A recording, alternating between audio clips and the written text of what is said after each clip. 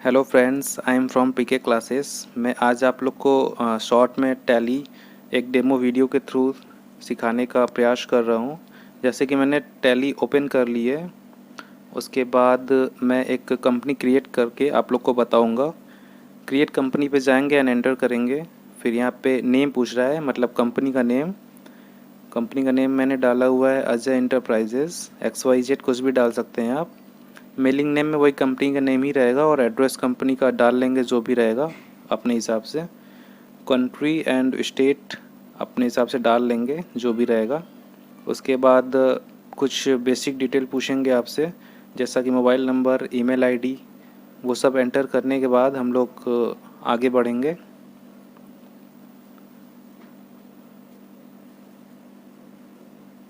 मैंने email ID डाल रखी है।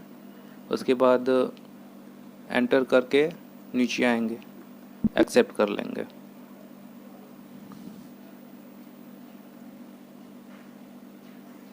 अब यहाँ पे गेटवे ऑफ टैली ओपन हो गया है हमारा और नो वाउचर एंटर्ड लिख रहा है, मतलब कोई एंट्री इसमें अभी। अब आगे हम लोग लेज़र बनाना आपको बताएंगे। सबसे पहले आते हैं हम लोग लेज़र क्रिएट करने पे। तो इसके लिए हम लोग यहाँ पे अल्टर C करेंगे, जिसका लेज़र बनाने का शॉर्टकट है ये। सबसे पहले हम अजय कुमार के नाम से कैपिटल अकाउंट बनाए हुए हैं, जिसमें से कि अजय इंटरप्राइजेज जो कि हमारी फॉर्म है उसमें 10 लाख रुपए का कैपिटल हम लोग इंट्रोड्यूस किए हुए हैं कैश में। नरेशन लिखेंगे being capital account, being capital introduce भी लिख सकते हैं। उसके बाद हम लोग इसमें एक लेजर और क्रिएट करेंगे बैंक अकाउंट का, जिसको कि बैंक अकाउंट के अंतर्गत रखते हैं हम लोग। यहाँ पे कंट्रोल एंट्री से हम लोग कैश की एंट्री ले रहे हैं, कैश डिपॉजिट की, जो कि 1 लाख रुपए हमारा अमाउंट है। बैंक को डेबिट करते हैं, इसमें कैश को क्रेडिट करते हैं। कंट्रोल एंट्री के थ्रू ये एंट्री हम लोग पास करते हैं इसको। Being open a new account, मतलब अकाउंट न्यू ओपन करने पे हम लोग कैश उसमें लगाते हैं, जिसको कि पूंजी करते हैं। एक तरीके से कैपिटल ही होता है ये फर्म के लिए। उसके बाद हम लोग आते हैं स्टॉक आइटम में, स्टॉक क्रिएट करने के लिए। जैसा कि मैंने यहाँ पे बुक्स एक आइटम लिया हुआ है, चूज किया हुआ है, उसको क्रिएट कर रहा हूँ। और यहाँ पे यूनिट जो कि सबसे मेन होती है, बिना यूनिट के हम लोग कोई क्वांटिटी वहाँ मेंशन नहीं कर पाएंगे। तो यूनिट मैंने पीस में डाल रखी है। मेरा आइटम यहाँ पे बन के रेडी हो गया है। उसके बाद आते हैं लेज़र पे। लेज़र क्रिएट करेंगे परचेज का, जिसको कि परचेज अकाउंट के अंतर्गत हम लोग रखते हैं। उसके बाद सेल का लेज़र बनाएंगे बारी बारी से, इसको सेल के अंतर्गत रखेंगे। ठीक इसी प्रकार से आगे की प्रक्रिया में हम लोग एक मनोज कुमार के नाम से लेज़र बनाते हैं, जिसको कि हम लोग क्रेडिटर के अंडर रखेंगे, जिससे कि माल हम लोग परचेज करेंगे। उसके बाद हम लोग एक लेज़र अविनाश कुमार के नाम से बनाया हुआ है, वो भी सन्ड्री क्रेडिटर के अंतर्गत था। और एक विशाल कुमार के नाम से मैंने बना रखा है, जो कि वो भी सन्ड्री क्रेडिटर में है।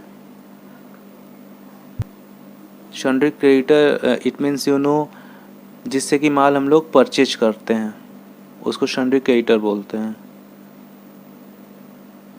अभी बारी बारी से मैंने क्रेडिटर्स का लेज़र बनाया, आपने देखा। अब इसके बाद मैं बना रहा हूँ एक उषा इंटरप्राइजेज के नाम से लेज़र, जिसको मैंने सन्ड्री डेटर्स के अंतर्गत रखा, मतलब जिसको माल हम लोग को बेचना है। क्रेडिटर्स मतलब जिससे माल परचेज करना है, डेटर्स मतलब जिसको माल सेल करना है। तो इस प्रकार हम लोग बारी बारी से लेज़र बनाया। और आफ्टर दैट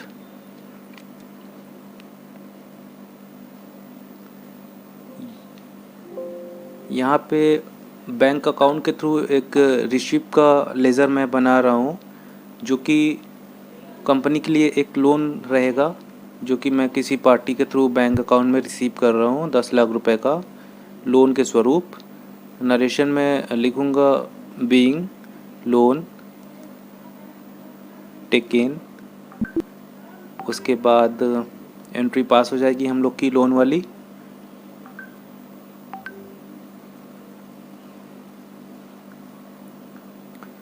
अब यहाँ पे पेमेंट में आएंगे, बैंक अकाउंट को डेबिट करेंगे। एक लेज़र यहाँ पे मैं बना रहा हूँ पांडे एंड सन्स के नाम से, जिसको मैं लिखा हूँ loan and advances and assets के अंतर्गत। 2 लाख रुपए इसमें मैंने पेमेंट किया हुआ है, बीइंग लोन गिवन। वहाँ पे मैंने लोन लिया हुआ था और यहाँ पे मैंने लोन दिया हुआ है। दोनों ही बैंक ट्रांजैक्शन ही हुए हैं।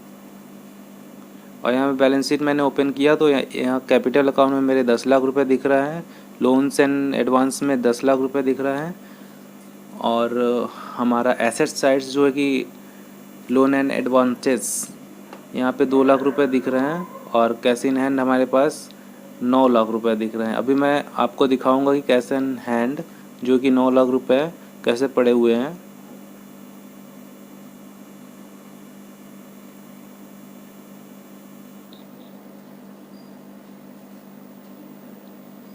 बैलेंस शीट में एक पार्ट होता है लायबिलिटीज़ का, एक पार्ट होता है एसेट्स का। लायबिलिटीज़ मतलब दायित्व, एसेट्स मतलब संपत्ति।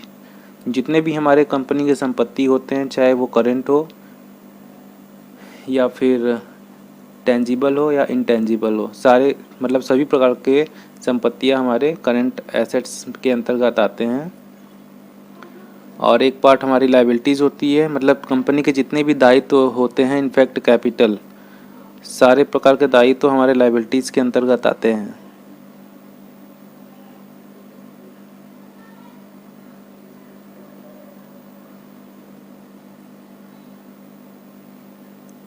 ये प्रॉफिट एंड लॉस का जो हेड बना हुआ है, ये डेडिकेट करता है परचेस सेल और आपके सारे खर्चों को जो कि इसमें शो होते हैं।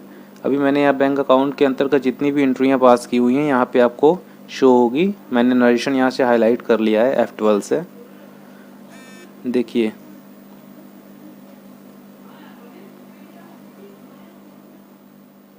जो भी नरेशन हमको हाईलाइट करना रहेगा F12 से यहाँ पे